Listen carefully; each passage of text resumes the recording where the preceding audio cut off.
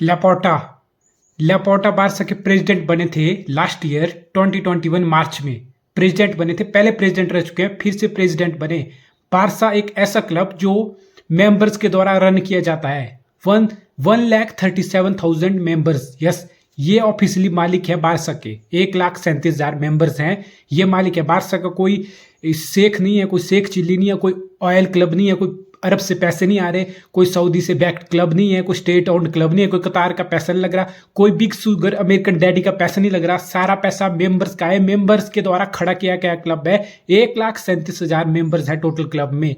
Yohan Laporta 2021 मार्च में once again president बने। बार्टेमाउ को टेक ओवर किया। बार्टेमाउ एज ए प्रेसिडेंट 2020 में उनका जो था वो स्पैन वो खत्म हुआ। नए प्रेसिडेंट इलेक्शन हुए, लापोर्टा प्रेसिडेंट बने। लापोर्टा ने आते ही धमाका किया। लापोर्टा ने बोला कि क्लब का है खस्ता हाल। 1.3 billion euros, yes 1.30 billion euros, इतना डेट है बार्सिलोना के ऊपर। लापोर्टा ने आते ही बोला। ये हुआ कैसे? इतना जबरदस्त club, fan following, merchandise, brand है, टीवी राइट्स है, ब्रॉडकास्टिंग राइट है, स्पॉन्सरशिप है, हर चीज है। ये हुआ कैसे? ये सब जानते हैं। ये बार्टेमाउ ने इतनी भयंकर भयंकर साइनिंग की, चाहे वो डेम्बेले हो डॉर्टमंड से 140 मिलियन, चाहे वो फिलिप कंटिन्यू हो 140 मिलियन पूल से। ये बड़ी बड़ी ऐसी साइनिंग की, मतलब ऐसा लगे कि नहीं स्टेटमेंट साइनिंग हो रही है, ये हो रहा है, वो हो रहा है। एट द एंड क्लब सफर किया, हैवी हैवी बेच देने पड़ी, चाहे वो डेम्बेले हो, चाहे वो कटिन्यू हो, चाहे वो ग्रीजमैन हो। 400 मिलियन, तीन बड़ी साइनिंग पे 400 मिलियन से ऊपर स्पेंड किया था बार्टेमाउ ने। और वेज दी गई थी इनको। ग्रीजमैन 35 के अराउंड वेज ले रहा था per year, 35 million per year. Dembélé, continue 20-25 million ये भी ले रहे थे। बहुत प्रेशर हुआ क्लब पे। पीके, बॉस्किट्स, उमटीटी, पियानिक, ये सारे 20-25 मिलियन से ऊपर 25 मिलियन लेके बैठ रहे थे वेजिस। एक टाइम ऐसा है कि बार्सिलोना का जो इनकम है उससे एक्सीड करेगी वेज। इन शॉर्ट यानी कि कोई आदमी 100 रुपए कमा रहा है, उसकी इनकम 100 रुपए है, लेकिन उसका खर्चा 103 रुपया है। Is earning 100 rupees but is spending 103 rupees. ऐसे कैसे चलेगा? आपकी वेज बिल जा रहा है 103% ऑफ योर इनकम। आप 100 रुपए कमा रहे हो, आपका सैलरी देने में खर्चा 103 जा रहा है। और ला लीगा का रूल के हिसाब से 70%, आपकी इनकम के 70% से ऊपर वेज नहीं जानी चाहिए, वरना आप रजिस्टर नहीं कर पाओगे प्लेयर, आपका कुछ नहीं होगा। और बारसा की हो गई थी 103% ऑफ देयर इनकम। इसी वजह से मेसी को रजिस्टर नहीं कर पाया। जब मेसी का कॉन्ट्रैक्ट लास्ट ईयर एंड हुआ, मेसी रजिस्टर नहीं हो पाया, मेसी को जाना पड़ा। मेसी रजिस्टर नहीं कर पाया बार्सिलोना, मेसी को फ्री एजेंट जाके पीएसजी जाना पड़ा, क्लब छोड़ के जाना पड़ा। एम्बैरसिंग था, इतना खस्ता हाल हो गया था।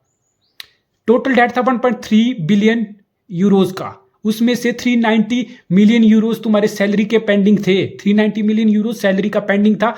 670 मिलियन बैंक्स का लोन था जो कि पेंडिंग था। जो बैंक का लोन था वो भी पे नहीं किया था। 390 आपका सैलरीज का, 670 मिलियन आपके बैंक का। और पैंडेमिक से बड़े बड़े क्लब को हिट लगी है, पार्सो को भी हिट लगी थी। 90 मिलियन 2020-21 का सीजन था, पैंडेमिक की बस 90 मिलियन उसमें लॉस हुआ था। तो कुल मिला के 1.3 बिलियन का ये लॉस था। तो कैसे करेक्ट किया? लापोर्टा ने एक साल के अंदर, 2021 मार्च से लेके अभी जून 2022 तक, एक साल के अंदर अंदर ऑलमोस्ट नलीफाई कर दिया है बार्सिलोना का इतना बड़ा डेट। ये आखिर हुआ कैसे? लापोर्टा ने पहला स्टेप आते ही क्या किया? वेजिस में 200 मिलियन रिड्यूस कर दिया टोटल वेजिस का। 200 मिलियन बचा दिया वेजिस में। उसमें से मेसी का जाना एक बड़ा बूस्ट रहा वेजिस के लिए। मेसी का वेज 70 मिलियन पर सीजन था। बोनसेस मिला के इजिली मेसी का वेज 100 मिलियन पर सीजन जाता था। मेसी रजिस्टर नहीं हुआ, मेसी गया, 100 मिलियन बोझ डायरेक्ट आपका वेज बिल से कम हो गया, 100 मिलियन। बाकी आपने कोटिन्यू को ऑफलोड किया, लोन पे विला में भेजा। सेम आपने ग्रीजमैन के साथ किया। ग्रीजमैन को आपने लोन पे भेजा, ग्रीजमैन का भी लोन आउट हुआ, ग्रीजमैन भी गया, कटिन्यू भी गए, दोनों का वेज 25-25 मिला के ग्रीजमैन 35 मिलियन वेज था और 20 से ऊपर कटिन्यू का था। 50 मिलियन दोनों के वेज का बचा। 100 मेसी का, 150 ऐसे हो गया। और बाकी 15 मिलियन आपने पीके की सैलरी रिड्यूस की, जो पीके 25 लेता था। आपने उसमें पीके, Sergio Busquets, David Elba, Umtiti, पियानिक, ये सब, इन सब की सैलरी में रिडक्शन किया आपने। 50 मिलियन उससे बचाया, उनके कम करके सैलरी दी, उनको मनाया कि कम लो सैलरी, क्लब को सरवाइव कराना है। तो टोटल 200 मिलियन ये पहला स्टेप था रिसर्जेंस का, बारसा के डेट को कम करने का। 200 मिलियन सैलरी से बचा दिया लापोर्टा ने। दूसरा सबसे बड़ा मास्टर स्ट्रोक लापोर्टा का रहा Spotify deal. Yes, jersey sponsor रहेगा स्पॉटिफाई अगले 4 साल के लिए with an option to extend to the 5th year. और स्टेडियम स्पॉन्सर भी रहेगा स्पॉटिफाई। 55 मिलियन पर सीजन बारसा को स्पॉटिफाई डील से मिलेगा। यस, 4 साल के लिए 55 पर सीजन मिलेगा, यानी 220 मिलियन हो गया। और 5वें साल अगर एक्सटेंड करना चाहते हो तो 30 मिलियन, तो 250 मिलियन टोटल 5 साल की स्पॉटिफाई के साथ डील हुई। यस, 250 मिलियन का बूस्ट यहाँ से मिला, एक बहुत बड़ा बूस्ट। और इसके साथ साथ गोल्डमैन सैक्स जो कंपनी है उससे लापोर्टा ने अपने रिलेशन यूज करके, सब कुछ क्लब का यूज करके 500 मिलियन का एक और लोन सैंक्शन करवाया। 500 मिलियन का लोन गोल्डमैन सैक्स से सैंक्शन करवाया। और सबसे 2 बड़े step, general body assembly meeting हुई बारसा बोर्ड मेंबर्स की, उसमें 2 बड़े स्टेप किए जिससे 800 मिलियन के करीब क्लब को आ गया in cash injection, capital, direct straight capital at time, one time payment हो गया 800 मिलियन का। 2 बड़े स्टेप, पहला BLM Barca licence and merchandise. Yes, club की, हर क्लब की अपनी मर्चेंडाइज रहती है जिसमें आपकी जर्सी, आपके प्रोडक्ट, आपके सारे क्लब रिलेटेड प्रोडक्ट, आपको pre kit, match kit, post kit, हर जो आपका प्रोडक्ट होता है मर्चेंडाइज एंड लाइसेंसिंग, वो आपके स्टोर होते हैं। बारसा एक बड़ी ब्रांड है, as I said global brand है, तो आपके स्टोर हैं, वो चीजें आपकी वर्ल्ड वाइड रहती हैं, आपकी चीजें बिकती हैं, आपको रिवेन्यू आता है। तो बारसा ने अपनी licensing and merchandise, in short BLM का 49.9% स्टेक सेल कर दिया। यस, बेच दिया। 49.9 का मतलब 50.1% अपने पास रखा है, यानी मेजोरिटी स्टेक अपने पास रखा है, लेकिन एट द सेम टाइम 49.9 बेच दिया अपनी मर्चेंडाइज एंड लाइसेंसिंग BLM का। इससे 250 से 300 million at a time, one time cash जो स्टेक बेचा है उसका मिल रहा है बारसा को, 300 मिलियन के अराउंड मिल रहा है। और बाकी बादशाह जो अपना टीवी राइट्स, यस, हर क्लब का अपना टीवी राइट्स होता है, मैचेस आते हैं जिसपे क्रंच मैचेस होते हैं, उसका रेवेन्यू जनरेट होता है। बादशाह का अपने टीवी राइट्स से पर सीजन 80 मिलियन रेवेन्यू आता है, हर साल 80 मिलियन बादशाह को अपने टीवी राइट्स आता है। 1 साल का 80 मिलियन, 10 साल का लगा लो 800 मिलियन, 20 साल का लगा दो 1600 मिलियन, यानी 1.6 बिलियन, और अगले 5 साल का लगा लो और 400। तो 25 साल में बादशाह की कमाई होनी थी अपने टीवी राइट्स से 2 बिलियन के अराउंड, 2 बिलियन के अराउंड। तो उन्होंने अपने 25% स्टेक अपनी बादशाह ने टीवी राइट की अगले 25 साल के लिए 25% स्टेक अपनी बेच दी with an option to buy back, कभी बाय बैक कर सकते हैं। फिलहाल बेच दी है 25 साल के लिए 25% स्टेक। तो चौथा हिस्सा 2 बिलियन का 25 साल के हिसाब से लगाओ, 500 मिलियन बना, 25% ऑफ 2 बिलियन फॉर 25 है, 500 मिलियन वन टाइम पेमेंट आ गई। अब बादशाह 80 मिलियन के बजाय उसका चौथा हिस्सा बेच दिया, तो हर सीजन 25% घटा लो 80 मिलियन का चौथा हिस्सा, तो 20 मिलियन गया, 60 मिलियन फिर भी बादशाह को अपने टीवी राइट से मिलेगा, 75% जो उनके पास है। लेकिन 25% अगले 25 साल को बेच के वन टाइम 500 मिलियन पेमेंट आ गई, 500 टीवी राइट का बूस्ट आया, 500 मिलियन, 300 मिलियन आपको BLM मर्चेंडाइज एंड लाइसेंसिंग बेच के आया, टोटल 800 मिलियन यहाँ से आया, स्पॉटिफाई की डील से 250 मिलियन आया, 1 बिलियन से ऊपर हो गया। और आपने 200 बिलियन बेच रिडक्शन कर दी, बचा के कुछ को प्लेयर को लोन में भेज के, मेसी को फ्री एजेंट चले जाके, बाकी की सैलरी पी के, बुस्केट्स, एल्बा, उनटी इन सबकी सैलरी रिड्यूस करके 200 मिलियन वे से बचाया, 250 मिलियन स्पॉटिफाई से आया, 500 आपका टीवी राइट सेल करके आया, 300 के अराउंड आपका BLM 49.9% स्टेक बेच के आया। तो टोटल 1.3 बिलियन। यस, देखिए लापोर्टा पुश कर सकता था, वो चाहता तो और लोन लेता, गोल्डमैन सैक्स से 500 का लोन लिया, शायद वो पुश करके और लोन लेने की ट्राई करता। लेकिन लोन से क्या होता है,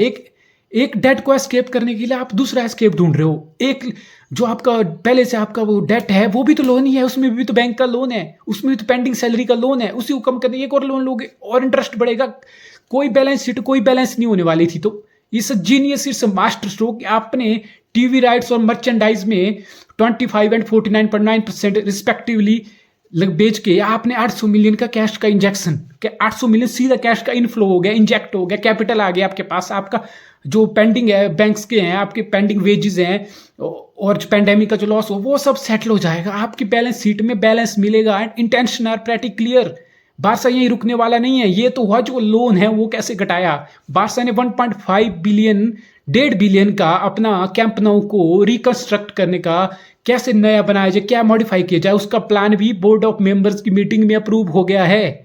ये बात भी अप्रूव हो गई है कि कैसे स्टेडियम को रिकंस्ट्रक्ट किया जाएगा, उसके लिए 1.5 मिलियन का प्रोजेक्ट भी सैंक्शन हो चुका है। एक बार बारसा के वाइस प्रेसिडेंट ने लास्ट ईयर बोला था कि हमारा जो बार्टोमेको अंडर एक ऐसा टाइम था जब क्लब की जो है वेज जो है वो 550 मिलियन हो गया था पर ईयर। सोच रहे हो 550 मिलियन वेज, प्लेयर, स्टाफ, सब कुछ की सैलरी देने में 550 मिलियन बारसा का जा रहा था। ऐसा टाइम था बार्टोमेको के अंडर। अब बार्टोमेउ के अंडर लैपोर्टा ने एक और उसके ऊपर एलिगेशन लगाई कि एक क्लब के एजेंट को कोई ट्रांसफर होती है तो एजेंट प्लेयर का फीस लेता है 20-25-15% ऐसे वेरी होती है। लैपोर्टा ने बताया कि बार्टोमेउ एजेंट को 30% तक पे कर रहा था, 30% तक कमीशन। Can you imagine? यही बार्टोमेउ जिसने पैसे देके जर्नलिस्ट को इतनी नेगेटिविटी खिला कि you right something wrong about someone else, किसी के बारे में जाके उल्टा सीधा लिखो, प्लेयर्स के बारे में नेगेटिव लिखो, ये सब लिखो। That's why it's critical. Barça case क्या है? बारसा का केस जो है एक लेसन है। एक ऐसा क्लब जिसके पास 6 टाइम यूरोपियन चैंपियंस लीग है, चैंपियंस लीग चैंपियन है, ला लीगा 30+ है, सब कुछ है। ऐसा क्लब जिसके पास सब कुछ, एक प्रॉपर ब्रांड। लेकिन अगर आपकी मैनेजमेंट सही ना हो, अगर आपकी मैनेजमेंट अंदर से आपको खोखला कर रही हो, तो आपका जो एंड रिजल्ट है ना वो खराब होगा, वो इम्पैक्ट होगा। अल्टीमेटली आप अच्छी साइनिंग नहीं कर पाओगे, अल्टीमेटली आपके फाइनेंशियल जो क्लब के उस पर स्ट्रेस पड़ेगा, आपकी बैलेंस शीट खराब होगी, अल्टीमेटली टीम परफॉर्मेंस रिजल्ट नहीं आएगा, वो प्लेयर की, वो स्क्वाड की वो क्वालिटी डिप होगी, वो नहीं रहेगी। इसलिए इट्स क्रिटिकल। जो क्लब होता है ना वो बैकबोन है, जो मैनेजमेंट है, जो आपका बोर्ड है, वो बैकबोन है। उसी की मेहनत का एंड रिजल्ट है कि आपका जो ग्राउंड पे दिखता है, जो प्लेयर आते हैं, जो साइनिंग आती है, जो क्वालिटी आपके स्क्वाड में रिफ्लेक्ट करती है, that's the end result of how good, how well your club is managed. So management, board, members, ये सब हर क्लब का सोल होता है। और बारसा का सोल बिल्कुल खराब करके, बिल्कुल खत्म करके रख दिया था जोसेफ बार्टोमेउ ने, उसके रिजीम ने। लैपोर्टा आया और लैपोर्टा ने आते ही एक्सपोज किया कि इतना डेट है भाई, मैं छुपाने वाला नहीं हूँ, 1.3 बिलियन का डेट है, मैं इसको रिड्यूस करूंगा 0, एक साल में 0।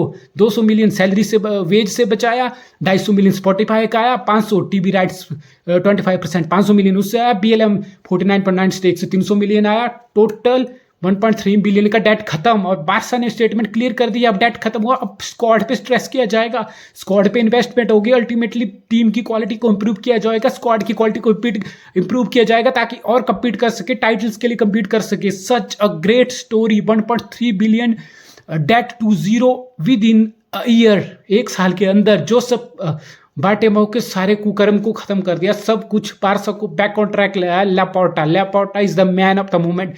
Laporta literally saved Barcelona. He saved Barcelona like an angel.